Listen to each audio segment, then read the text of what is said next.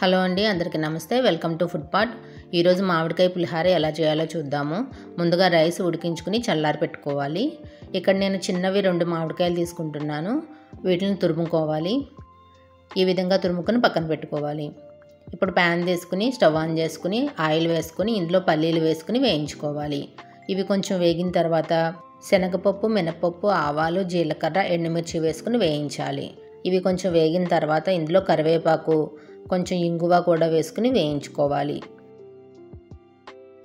ఈ పప్పులన్నీ దోరగా వేగిన తర్వాత ఇందులో మామిడి తురుము వేసుకుని ఒకసారి కలుపుకుని కొంచెం పసుపు, టేస్ట్కి సరిపడా సాల్ట్ కూడా వేసుకుని ఈ మామిడి తురుముని ఒక 2 నిమిషాలు వేయించుకోవాలి.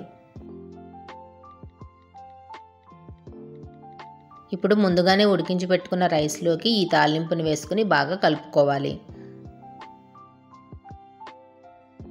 ఇంతేనండి, ఇలా చాలా సింపుల్గా మామిడికాయ పులిహారని తయారు చేసుకోవచ్చు. మీరు కూడా ఒకసారి ఇలా ట్రై చేయండి. మరిన్ని రెసిపీస్ కోసం మా ఛానల్ని సబ్స్క్రైబ్ చేసుకోండి.